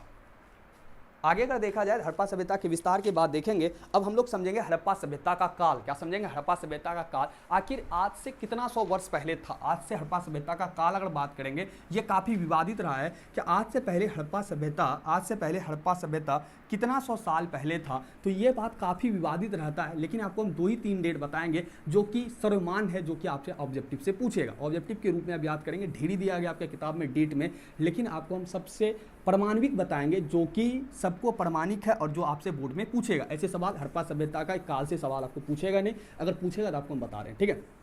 ध्यान से देखिए, आपको अभी बताए थे कि हड़प्पा सभ्यता या किसी भी सभ्यता समाज को प्राचीन स्थितियों के आप देखोगे तो उसमें हर एक इतिहासकार का अपना अपना मत होता है। हर एक इतिहासकार का क्या होता है, अपना अपना मत होता है, लेकिन जिसका बात सबसे प्रमाणिक होता है उसी के बात को माना जाता है। तो हड़प्पा सभ्यता में काफ़ी व्यक्ति हुआ, उन्होंने अपने अपने आधार पर क्या हुआ, क्या हड़प्पा सभ्यता के टाइम को बताना प्रारंभ किया। उसी के आधार पर अगर आप किताब में देखोगे तो उसमें आपको जो बताया सर जॉन मैके के द्वारा बताया, सर जॉन मार्शल बताता है हड़प्पा सभ्यता आज से पहले 3250 से 37 क्या कहते हैं 2750 ईस्वी पूर्व था। अगर आप एन.एस. मैके का देखिएगा, आर.डी. व्हीलर के देखिएगा, डीएम रेडियो कार्बन विधि, आपकी किताब में 7 दिया गया। कितना दिया गया? 7 दिया गया है, और सातों का डेट अलग अलग है। सातों का डेट क्या है? अलग अलग है, जिसको आप आसानी से याद नहीं कर सकते हैं। आपको हम एक ही पढ़ा देते हैं, वो कौन सा बता देते हैं? Radio carbon. क्या पढ़ा देते हैं? Radio carbon. रेडियो कार्बन बोल दीजिए, या इसी को बोला जाता है C14। क्या बोला जाता है? C14। अब काल में उतना दिमाग नहीं, एक ही पूछा जाए, कार्बन 14 बोल दीजिए या कार्बन 14 बोल दीजिए। हड़प्पा सभ्यता का काल में, काल निर्धारण में, काल का मतलब समय, समय के निर्धारण में काफी मतभेद है। सबका अलग अलग मान है, सबका अलग अलग मान है, लेकिन हमको वही पढ़ना है जो बोर्ड पूछेगा। तो हम लोग डायरेक्ट एक ही को पढ़ेंगे। हड़प्पा सभ्यता के काल में रेडियो कार्बन विधि के द्वारा, किसके द्वारा? रेडियो कार्बन विधि के द्वारा, या बोल सकते हैं आप C14। क्या बोल सकते हैं? C14 के अकॉर्डिंग ये बताया जाता है कि हड़प्पा सभ्यता का जो काल है आज से 2500 से 1750 ईस्वी पूर्व के बीच में फैला था। कब फैला था? 2500 से 1750। कितना साल हो गया? 17 3 20 और उधर यानी 8 साढ़े 800 साल, 8 साढ़े 800 साल। अब ध्यान से देखिए, आपको इतिहास में दो चीज़ देखने को मिलेगा। एक देखने को मिलता है ईस्वी पूर्व, और एक देखने को क्या मिलता है? ईस्वी। क्या देखने मिलता है? ईस्वी। इसे आप क्या बोलते हैं? एडी बोलते हैं, इसे बीसी बोलते हैं। क्या बोलते हैं? ध्यान से देखिए, आप कमेंट में आप हमें कमेंट में बताएंगे एडी किसे, इंग्लिश में एडी किसे बोलते हैं और बीसी किसके बोलते हैं। ठीक है, आइए आपको हिंदी में बताते हैं, आपका हिंदी है। ठीक है, अगर कमेंट में आपका गलत होगा तो हम आपको कल की क्लास में बताएंगे। अब ध्यान से देखिए, ईस्वी पूर्व और ईस्वी है क्या? अब ध्यान से देखिए, जब ईसा मसीह, जिस प्रकार से हिंदू धर्म में गॉड होता है, हिंदू धर्म में भगवान सब होता है, मुस्लिम में क्या होता है? अल्लाह होता है, ठीक उसी प्रकार से ईसाई धर्म में क्या हुआ? गॉड हुआ, जिसके बारे में ईसा मसीह का नाम सुने। क्या नाम सुने होंगे? ईसा मसीह। अब देखो, ईसा मसीह का जो जन्म काल हुआ उसे क्या माना जाता है? वहां से तिथि का स्टार्टिंग हुआ। तो ईसा मसीह का जन्म काल 0 होगा। क्या होगा? 0। वहां के बाद से क्या हुआ? तिथि की स्टार्टिंग। अब बताइए कि ईसा मसीह अगर 0 स्टार्टिंग हो रहा है, आज चलते चलते हम लोग कहां पहुंच चुके हैं? 2045 तक ना, 2024 तक पहुंचे। कहां तक पहुंचे हैं? 2024 तक। तो ईसा मसीह के जन्म काल से लेकर 2024 तक साल बीत चुका। क्या ईसा मसीह के जन्म के पहले साल नहीं बीता होगा? उससे पहले भी साल बीता होगा। तो ईसा मसीह के जन्म के पहले जो साल बीता है, तो हम लोग उसे बोलते हैं ईस्वी पूर्व। क्या बोलते हैं? ईस्वी पूर्व। और ईसा मसीह के जन्म के बाद जो समय है उसे क्या बोलते हैं? ईस्वी। क्या बोलते हैं? ईस्वी। अब यहाँ पर क्या बोलता है? क्या हड़प्पा सभ्यता का जो रेडियो कार्बन, अब ध्यान से कार्बन 14 क्या होता है आपको हम समझाएंगे। ठीक है, ईस्वी पूर्व बोलता है, यानी कि 2024 साल इधर अलग हुआ। क्या समझ रहे हैं? 2000 ईसा मसीह के लेकर जन्म तक, तो 2024 साल इधर हुआ। ईस्वी पूर्व बोल रहा है, यानी क्या? ईसा मसीह के जन्म के 2500 वर्ष पूर्व। क्या समझ रहा है? ईसा मसीह का जन्म जो साल हुआ 0 वर्ष, वो आज से लेकर कहां तक चल जाएगा? 2024 तक। 2024 ईस्वी, तो 2024 ईस्वी प्लस 2500 पूर्णा, यानी कि लगभग 4000 से 4500 साल पुराना बात को हम देख रहे हैं। बात समझे आप? ईसा मसीह का जन्म काल 0, वहां से स्टार्टिंग हुआ। आज ईसा मसीह के जन्म का काल कितना हो गया? 2024 साल, जो कि हम लोग ईस्वी में लिखते हैं। और आज से पहले हो रहा है 2500 ईस्वी पूर्व, यानी 0 से इधर, 0 से इधर। तो ये क्या हो जाएगा? 2024 प्लस 2500 साल कितना हो जाएगा? 2200, 4000 यानी 4100, 4000 प्लस की घटना हम लोग चर्चा कर रहे हैं। अब क्योंकि 4500 हो जाएगा, 4000 साढ़े 4000 है, क्योंकि 2500 है ना, तो हम लोग 4500 साल पूर्णा बात कर रहे हैं। ईस्वी पूर्व से देखो कितना अंतर हो गया, यानी क्या? ईसा मसीह जन्म का ईस्वी तो 2024, उससे पहले जितना साल है उसमें क्या करेंगे? ऐड कर देंगे। ठीक है, आप कमेंट में बताइएगा एडी और बीसी क्या होता है। ठीक है, अब देखिए ध्यान से, अब यहाँ पर हम लोग ईसा क्या कहते हैं? हड़प्पा सभ्यता के हम लोग ने काल देखा कि कितना 100 साल पुराना है। इसमें ढीरी का आपको एक ही याद रखना है, रेडियो कार्बन के अकॉर्डिंग कितना 100 साल पुराना है? 2500 से 1750 साल पुराना है। लेकिन यहाँ चर्चा का विषय ये बनता है क्या कार्बन 14 क्या है? कार्बन 14 विधि बोलिए, या क्या बोल सकते हैं आप? इसे बोल सकते हैं रेडियो कार्बन विधि। अब ध्यान से देखिए, रेडियो कार्बन विधि बोलिए या इसे क्या बोलिए? कार्बन 14। बोर्ड में कम से कम इस सवाल को 14 है, कम से कम 14 बार से भी ज़्यादा पूछा होगा। ठीक है, अब देखिए रेडियो कार्बन विधि क्या है। अब रेडियो कार्बन विधि कुछ नहीं है, एक लाइन में अगर समझाए, कोई भी चीज़ कितना पुराना है, एक लाइन में समझे, कोई भी चीज़ कितना पुराना है उसके बारे में आपको कौन बताएगा? रेडियो कार्बन विधि। ध्यान से देखो, क्या रेडियो कार्बन विधि जो है बहुत इंपॉर्टेंट सवाल है। तिथि निर्धारण की वैज्ञानिक विधि, यही बात बोले थे आपको, कितना चीज़ पुराना है, तिथि निर्धारण की वैज्ञानिक विधि। एक लाइन समझेंगे, रेडियो कार्बन विधि क्या है? तिथि निर्धारण, क्या बोलेंगे? तिथि निर्धारण की वैज्ञानिक विधि। तिथि निर्धारण कैसी विधि है? वैज्ञानिक विधि। ध्यान से देखिए कार्बन 14 एक लाइन में समझे कैसे निर्धारण होगा, एक लाइन समझे। तिथि निर्धारण की क्या है, वैज्ञानिक विधि है। इसको कोई खोजा होगा, अपने आप आ गया होगा, खोजा होगा, ठीक है। इसको खोजा गया था आपका 1946 में। कब खोजा गया था? 1946 में खोजा गया था। एक व्यक्ति था, अमेरिका का प्रख्यात रसायन शास्त्री था। अमेरिका का कौन सा व्यक्ति था? प्रख्यात यानी काफी फेमस व्यक्ति था रसायन शास्त्र में, यानी केमिस्ट्री में था, ठीक है। अमेरिका का एक रसायन शास्त्री था जिनका नाम था BF लीवी। क्या नाम था? BF लीवी के द्वारा क्या किया गया था तुम्हारा, क्या सन 1946 में अमेरिका के प्रख्यात रसायन शास्त्री, क्या थे ये? रसायन शास्त्री थे BF लीवी। इन्हीं के द्वारा क्या किया गया था? तिथि निर्धारण की वैज्ञानिक विधि कार्बन 14 का क्या किया गया था? खोज किया गया था। किसके द्वारा? BF लीवी के द्वारा। क्या था? प्रख्यात रसायन शास्त्री, काफी फेमस रसायन शास्त्री। कहाँ का था? अमेरिका था। और कब खोजा था? 1946 में। और इसी के आधार पे हम लोग हड़प्पा सभ्यता के टाइम को देखें। ध्यान से देखिए क्या कहता है इसमें। होता क्या, इनके द्वारा बताया जाता है क्या इन विधि के अनुसार किसी भी जीवित वस्तु में कार्बन 12 कार्बन 14 समान मात्रा पाया जाता है। मृत्यु अथवा विनाश की स्थिति में कार्बन 12 स्थिर रहता है, लेकिन कार्बन 14 का ह्रास होने लगता है। कार्बन की अर्ध आयु माना जाता है 5568 प्लस माइनस 30 वर्ष होता है। और यहाँ पे आप एक लाइन में से आपको याद करवाते हैं, जिन पदार्थ में कार्बन 14 की मात्रा जितनी कम होती है उसे उतना प्राचीनतम माना जाता है। और कार्बन 14 C14 को क्षय की प्रक्रिया को रेडियो धार्मिता, कुछ नहीं समझिए, शॉर्ट में समझिए, ध्यान से देखिए। इनके अकॉर्डिंग बताया जाता है कोई भी अगर जीवित सामान है, क्या समझ रहे हैं, कोई भी अगर जीवित सामान है तो उसमें दो चीज पाया जाता है। एक पाया जाता है कार्बन 12 और एक पाया जाता है कार्बन 14। क्या पाया जाता है? कार्बन 12 या 14, ठीक है। और कार्बन 12 और 14 में ध्यान से देखिए, अगर वही जीव का क्या हो जाता है, जीवित सामान का मृत्यु, क्या हो जाता है? मृत्यु होने पर क्या होता है? कार्बन 12 जो होता है, कार्बन 12 क्या होता है? कार्बन 12 आपको जस का तस रहता है। कार्बन 12 क्या होता है? जस का तस। क्या समझे? जीवित वस्तु में दोनों समान है, जीवित अस्तित्व दोनों क्या है? समान है, यानी दोनों बराबर है। लेकिन जैसे ही वो समान मृत्यु होता है, कार्बन 12 जैसे का तैसा ही रहता है, लेकिन कार्बन 14 का धीरे धीरे ह्रास होने लगता है। क्या होने लगता है? कार्बन 14 का धीरे धीरे क्या होने लगता है?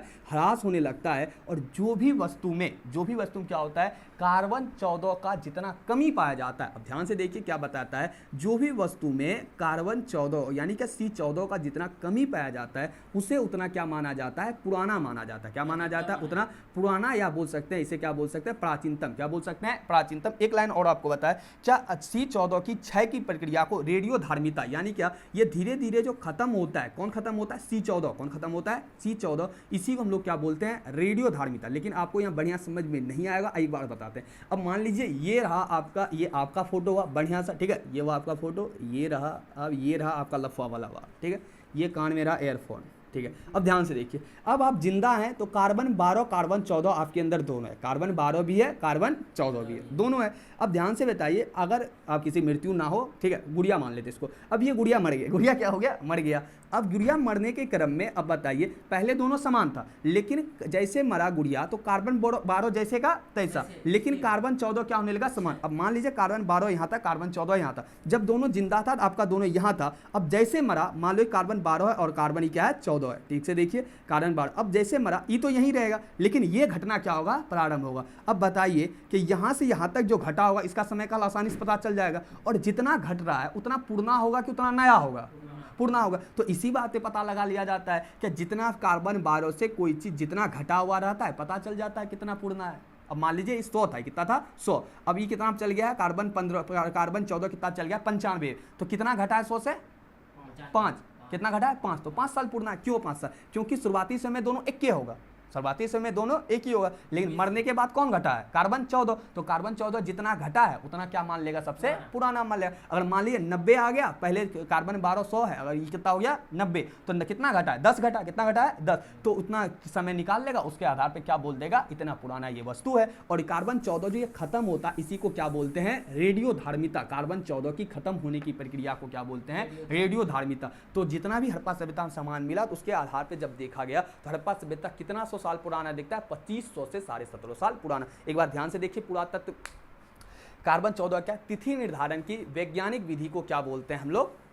कार्बन 14 विधि, या क्या बोलते हैं कार्बन इंग्लिश में बोलते हैं कार्बन 14 बोलते हैं, ठीक है। इसके अंतर्गत कोई भी चीजों का तिथि का निर्धारण किया जाता है। इसका जो खोज किया था सर्वप्रथम कौन किया था? BF लीवी। कहाँ के थे? 1946 में अमेरिका के प्रख्यात रसायन शास्त्री के द्वारा खोज किया गया था। और दूसरी लाइन में हम लोग लिखेंगे क्या इसके अंतर्गत इनके अकॉर्डिंग कोई भी चीजों में कोई भी जो जीवित समान होता है कार्बन 12 और कार्बन 14 दोनों समान मात्रा में पाया जाता है, लेकिन मृत्यु या क्षय का मतलब खत्म होने की स्थिति पे कार्बन 12 समान रहता है, लेकिन कार्बन 14 का क्षय होना प्रारंभ हो जाता है। और कोई भी समान में जितना कार्बन 12 की अपेक्षा कार्बन 14 जितना कम पाया जाता है वो चीज को उतना ही पुराना मान लिया जाता है। और कार्बन 14 की खत्म होने की प्रक्रिया को क्या बोलते हैं? रेडियोधार्मिता। क्या बोलते हैं? रेडियोधार्मिता। इसका स्क्रीनशॉट लीजिए। इसके बाद हम लोग एक टॉपिक पढ़ेंगे, उसके बाद नेक्स्ट क्लास में हम लोग देखेंगे।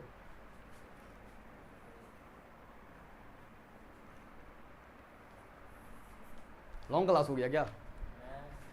ठीक है, इसके बाद एक ही टॉपिक देखेंगे, उसके बाद आज की क्लास खत्म करेंगे। नेक्स्ट क्लास में हड़प्पा सभ्यता के बारे में देखेंगे, ठीक है। और इसके बाद आपको हम सवाल देंगे ऑनलाइन वाला। अगर सवाल में आपको बना के भेजना है तो जो चैनल का नाम है उसी चैनल को आप ले जाके ये क्या कहते हैं टेलीग्राम पे सर्च मारेंगे तो आपको एक लिंक दिख जाएगा, उस वहाँ से आप चैनल ज्वाइन कीजिए, वहाँ आपको नोट्स भी मिलता रहेगा। उसके साथ ही आप आपका बनाए गए सवाल को वहाँ बना के सेंड कर सकते हैं और वहाँ से आपको चेक होकर आपका नंबर क्लास में बता दिया जाएगा। आइए देखते हैं हड़प्पा सभ्यता की कुछ वस्तुएं बात करेंगे। हड़प्पा सभ्यता में जो आप सिंपल सी बात है कि हड़प्पा सभ्यता में जो खोद करके सामान निकाला गया है उसके बारे में बात करते हैं। हड़प्पा सभ्यता में कुछ वस्तुएं मिला है, यहाँ से बनेगा आपका ऑब्जेक्टिव। क्या बनेगा? ऑब्जेक्टिव। ध्यान से देखिए, कुछ शहर की बात करेंगे। हड़प्पा सभ्यता से प्राप्त वस्तुएं क्या चर्चा करेंगे? हड़प्पा सभ्यता से प्राप्त वस्तुएं, यहाँ से ऑब्जेक्टिव बनता है। क्या बनता है? ऑब्जेक्टिव। आपकी किताब में बहुत दिया गया, लेकिन हम जितना बोर्ड पे लिखते हैं उतना ही आपके लिए इंपॉर्टेंट है, ठीक है। हड़प्पा सभ्यता से प्राप्त वस्तुएं डायरेक्ट पूछ लेगा कि हड़प्पा सभ्यता में ये सामान कहाँ से मिला, हड़प्पा सभ्यता में ये कहाँ से मिला। सबसे पहले हम लोग देखेंगे हड़प्पा सभ्यता में मोहनजोदड़ो को देखेंगे। किसको देखेंगे? हड़प्पा सभ्यता में मोहनजोदड़ो से आखिर हमें क्या क्या मिला, ठीक है। मोहनजोदड़ो को जानने से पहले आप देखिए कुछ बात को यहाँ, जो कि काफ़ी इंपॉर्टेंट रहेगा। क्या मोहनजोदड़ो जो आपका है सिंधी भाषा का शब्द है। ध्यान दें कि मोहनजोदड़ो किस भाषा का शब्द है? सिंधी भाषा का शब्द है। किस भाषा का शब्द है? सिंधी भाषा का शब्द है। दूसरे पॉइंट पे सिंधी भाषा के साथ साथ इसका जो अर्थ होता है, मोहनजोदड़ो का अर्थ क्या होता है? मृतकों का टीला। क्या होता है? मोहनजोदड़ो का अर्थ क्या होता है? मृतकों का टीला। ऑब्जेक्टिव में आपको हम पहले बोले ऑब्जेक्टिव पूछे और कई बार ये पूछा है कि हड़प्पा सभ्यता का शाब्दिक अर्थ क्या होता है, सॉरी मोहनजोदड़ो का शाब्दिक अर्थ क्या होता है? मोहनजोदड़ो का जो होता है आपका शाब्दिक अर्थ वो क्या होता है? मृतकों का टीला। और मोहनजोदड़ो कैसा भाषा का शब्द है? सिंधी भाषा का शब्द है, जिसका अर्थ क्या होता है? मृतकों का टीला। क्या अर्थ होता है? मृतकों का टीला। ध्यान से देखिए, मोहनजोदड़ो के आसपास बड़ी बड़ी उपजाऊ भूमि थी, इस कारण से इसको क्या बोला जाता है? सिंधु का बाग। क्या बोला जाता है? सिंधु का बाग भी बोला जाता है। अगर आप बात कीजिएगा तो हड़प्पा सभ्यता में जो क्या मिला है? मोम की सांचे मिला है, कांस की नर्तकी। ध्यान से देखिए, यहाँ पर क्या मिला है? कांस का एक नर्तकी मिला है। नर्तकी का मतलब डांस करता हुआ क्या मिला है? एक कांसा का क्या बना है? नर्तकी करता हुआ इमेज मिला है। वो कहाँ से मिला है? मोहनजोदड़ो से। अब याद है कि टॉपिक ये है हड़प्पा सभ्यता से प्राप्त वस्तुएं। तो कांस की नर्तकी जो हमें कहाँ से मिली है? मोहनजोदड़ो से मिली। इसके साथ ही सीप का पैमाना, सूती का अवशेष, पानी का जहाज, शिलाजीत, गाड़ी के पहिए, मेसोपोटामिया की मोहरें, डाठी वाली मनुष्य की प्रतिमा, हाथी दांत, पशुपति मुद्रा और आदि वस्तुएं मिलती है। ये सारी चीजें कहाँ पर मिलती है? हड़प्पा से। ध्यान से क्या बोले? हाथी की दांत, पशुपति का क्या मिलता है? मूर्ति सब मिलता है। ये सारा कहाँ मिलता है? हड़प्पा सभ्यता के मोहनजोदड़ो में। दूसरा इसका इंपॉर्टेंट स्थान आता है, वो कौन आता है? हड़प्पा। कौन आता है? हड़प्पा। ध्यान से देखिए, हड़प्पा सभ्यता में क्या क्या मिलता है? हड़प्पा सभ्यता स्त्रियों की लघु मृण मूर्तियां। याद रहे, स्त्री का क्या मिलती है? छोटी छोटी मृण मूर्तियां मिलती है। पूछा जा सकता है कि हड़प्पा सभ्यता में छोटी छोटी लघु मृण मूर्तियां कहाँ से मिली है? हड़प्पा से मिली है। स्त्री की मूर्ति में जिसके गर्भ से पौधा निकलता दिखा, ठीक है। एक इमेज निकला, एक इमेज देखा गया है जिसके गर्भ से, स्त्री के गर्भ से क्या निकला है? पेड़ का पौधा। क्या निकला है? पौधा निकला है। क्या निकला है? पौधा। स्त्री के गर्भ से क्या दिखाया गया? पेड़ का पौधा। एक बात है, स्त्री के गर्भ से अगर पेड़ का पौधा दिखाया गया, इसका अर्थ क्या पता चलता है? क्या वहां पर क्या माना जाता होगा? धरती को उर्वरता देवी माना जाता होगा, है ना। जब धरती अपने गर्भ से क्या निकलता है? पौधा को निकालता है, तो उस समय ऐसा कहा जा सकता है धरती को क्या किया जाता होगा? पूजा जाता होगा। तो हड़प्पा सभ्यता में कौन सा फोटो मिला है? एक स्त्री के गर्भ से निकलता हुआ मूर्ति मिला है, जिसके आधार पे कहा जा सकता होगा क्या यहाँ पर क्या धरती का पूजा किया जाता होगा। पत्थर के शीशन देखने को मिलेगा, ठोस पहिए वाले देखने में, शंख के बैल, तांबे की मोहर, जौ गेहूं की भूसी। जौ गेहूं की भूसी, इसका मतलब जौ का भी खेती होता होगा और हड़प्पा सभ्यता में गेहूं का भी खेती हुआ करता था। मटर व तिल का खेती के प्रमाण और खरगोश के चित्र वाले मुद्रा भी मिले, और खरगोश के चित्र वाला भी मुद्रा मिला है। आप चाहे इसका और भी टॉपिक को याद कर सकते हैं, लेकिन इंपॉर्टेंट जो है आपको वही लिख के देते हैं, ठीक है। नोट्स में कचरा करके कोई फायदा नहीं। इसके बाद एक और स्थान में आपको और एक पढ़ना है चुनहुद्रो। क्या पढ़ना है? चुनहुद्रो। हम जितना चीजें बोल रहे हैं वो सारा चीजें मिला है, जिसके आधार पर पता चलता है ये सबसे बड़ी सभ्यता। ध्यान से देखो, हड़प्पा सभ्यता में मनके बनाने कारखाना, किसका कारखाना मिला है? मनके। मनके आप जानते हैं किसको कहता है? वो जो होता है, क्या बोलते हैं उसको? मटका जिसको आप बोलते हैं ना, जिससे पानी उनी भरा जाता है, घड़ा टाइप का जो होता है, ठीक है। अलंकृत हाथी, स्वान, पत्थर, लिपस्टिक, तराजू और बैलगाड़ी। ध्यान से देखिए, तराजू, बैलगाड़ी, लिपस्टिक जो आप लगाते हैं, आज से पहले भी, आज से 4000 साल पहले भी वहाँ की महिलाएं शायद यूज़ करती होगी। लिपस्टिक का भी प्रमाण मिला है। किसका प्रमाण मिला है? लिपस्टिक का प्रमाण मिला है। लिपस्टिक के साथ तराजू भी मिला है। क्या मिला है? तराजू मिला है। और तराजू के साथ ही आपको कौन मिला है? बैलगाड़ी, जो कि आप बैल हैं उसके पीछे गाड़ी लग गया, क्या हो गया? बैलगाड़ी, ठीक है। तो हड़प्पा सभ्यता मन के कारखाने, लिपस्टिक, तराजू और बैलगाड़ी के भी आपको कारखाने जो कहाँ से मिले हैं? चुनहुद्रो से। आपको इंपॉर्टेंट टॉपिक हम लिखा रहे हैं, ठीक है। इसके बाद हम लोग देखेंगे लोथल। क्या देखें? एक जगह के बारे में, लोथल। हड़प्पा सभ्यता में यहाँ जो आपको मिला है धान और बाजरे की खेती के प्रमाण मिलता है, आटा पीसने वाला चक्की भी मिलता है, और हाथी दांत का पैमाना, मनके का कारखाना, कुत्ते की मूर्ति, बकरी की हड्डी और 3 युगल सावधान एवं गोदी के प्रमाण मिले। ध्यान से देखिए, यहाँ गोदी, गोदी का अर्थ होता है बंदरगाह। काफी इंपॉर्टेंट सवाल है कि हड़प्पा सभ्यता में गोदी का प्रमाण कहाँ से मिला? आप हमेशा याद रखें कहाँ से मिला है? लोथल से। और यहाँ पे क्या मिला है? 3 युगल सावधान। सावधान का मतलब होता है व्यक्ति को जब दफनाया जाता है तो उसे बोलते हैं समाधान। तो हड़प्पा सभ्यता में एक ही एक जगह लोथल है जहां पर 3 युगल सावधान, युगल का मतलब है जोड़ा, 3 व्यक्ति को जोड़े के साथ दफनाया गया था, यानी 6 व्यक्ति हुआ, 3 जोड़ा दफनाया गया था, एक साथ दफनाया गया है। कहां से मिला है? लोथल से मिला। आगे के क्लास में बन जाता है 3 युगल सावधान। आगे के कॉम्पिटिशन सवाल में पूछा जाता है 3 युगल सावधान। हर जगह पर 2 युगल मिला, यानी 2 व्यक्ति एक साथ दफनाया गया मिला, ठीक है। और यहाँ पर क्या मिला? 3 व्यक्ति को एक साथ दफनाया गया मिला है। कहाँ से मिला? लोथल से। लेकिन आपको कौन सा पूछेगा? गोदी पूछेगा कि हड़प्पा सभ्यता में बंदरगाह का प्रमाण कहाँ से मिला? गोदी का प्रमाण कहाँ से मिला? तो लोथल से मिला। कौन सा जगह से मिला? लोथल से। और एक आपका इंपॉर्टेंट आ जाएगा, अंतिम आ जाएगा कालीबंगन। क्या आ जाएगा? इंपॉर्टेंट आपका बहुत था, लेकिन आपको हम नहीं लिखा है, जो पूछेगा वही लिखा है, ठीक है, याद रहे आपको। कालीबंगन, ध्यान से देखिए, कालीबंगन से अग्नि के कुंड मिले हैं। क्या मिले हैं? अग्नि के कुंड। इसका मतलब क्या होगा? क्या उस समय अग्नि का कुंड मिला होगा, हवन करता होगा वो सब व्यक्ति? क्या करता होगा? हवन करता होगा। अब देखो, हम लोग जैसे अनुमान कर रहे हैं वैसे इतिहासकार भी क्या किया है? अनुमान करके ही लिखा है। ध्यान से, उसी प्रकार मस्तिष्क शोथ भी मिला है, बीमार वाला कपाल मिला, हल से जुते हुए खेत के प्रमाण। अब ये भी इंपॉर्टेंट है कि हल से जुता खेत का प्रमाण, इसका मतलब वो हल का भी प्रयोग करता होगा, हल से जुते खेत का प्रमाण। उसके साथ भूकंप का भी हमें कहाँ से पता चलता है? आपका कालीबंगन से पता चलता है। और अंततः आपको जो अंतिम हम पढ़ा देते हैं, आपको बनावली। क्या पढ़ा देते हैं? बनावली। और बनावली का जो, बनावली में आपका क्या मिला? चक्राकार अंगूठी मिला है, नाक कान की बाली मिला है, और मछली पकड़ने का कांटा, और मिट्टी के खिलौने। मिट्टी के क्या मिले हैं? खिलौने। मिट्टी के खिलौने। ये आपके कहाँ से मिले हैं? बनावली, ठीक है। ध्यान से देखिए, ये जो आपका मोस्ट इंपॉर्टेंट बताएं, ऐसे आप याद करिए 150 से ज्यादा वस्तु में, उतना याद नहीं करना है। एक बार शॉर्ट देख लिए। मोहनजोदड़ो सिंधी भाषा का शब्द है जिसका शाब्दिक अर्थ होता है मृतकों का टीला। कांस नर्तकी, यहीं से मिला। हड़प्पा सभ्यता में लघु मूर्तियां और स्त्री के गर्भ से क्या दिखा गया? निकलता हुआ पौधा। चुनहुद्रो से मनके बनाने कारखाने, लिपस्टिक और तराजू, बैलगाड़ी। लोथल से गोदी का प्रमाण मिला है। कालीबंगन से अग्निकुंड या हल्के जूते हुए खेत का प्रमाण मिला, इसके साथ भूकंप का प्रमाण मिला है। बनावली से किसका मिला? मिट्टी के खिलौने के साथ। इसके बाद ही हम लोग नेक्स्ट क्लास में देखेंगे। आप चाहे तो वीडियो से मेरी वीडियो पर कमेंट कर सकते हैं। आई होप वीडियो आपको समझ में आया होगा। मिलते हैं नेक्स्ट क्लास में नेक्स्ट लेक्चर के साथ। तब तक ले इजाजत। Thank you all of you. Thanks for watching.